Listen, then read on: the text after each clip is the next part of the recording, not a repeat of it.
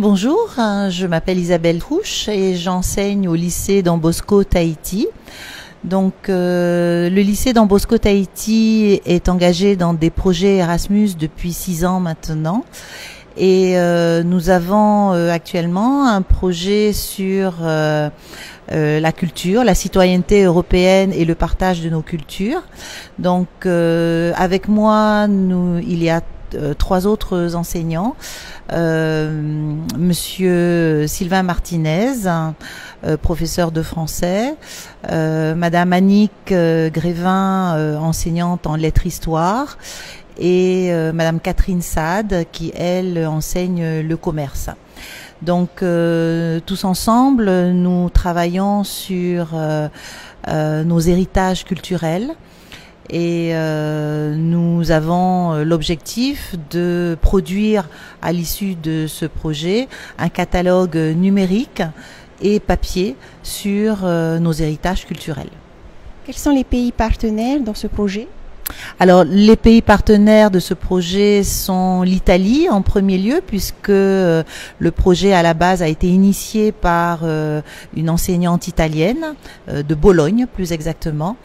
Ensuite, il y a la Finlande, il y a l'Espagne, le Portugal et plus exactement Madère et l'île de la Réunion.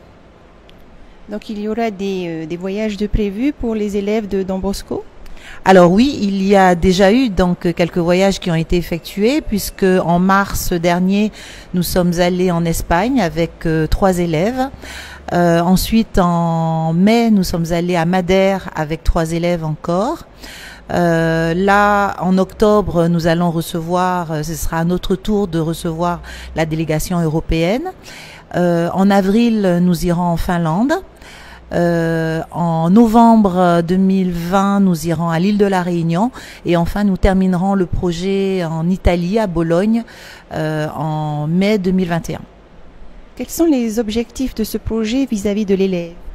Alors pour l'élève, bien sûr, c'est développer le sentiment de citoyenneté européenne.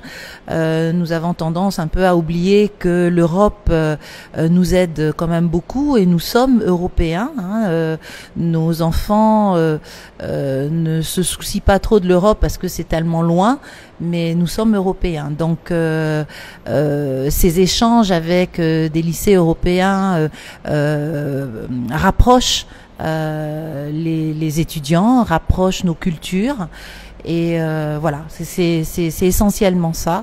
Et puis, pour beaucoup d'entre eux, ce sera aussi un premier voyage, puisque lorsque nous sommes partis en Espagne, par exemple, sur les 3 élèves, il y avait une élève dont c'était le premier voyage.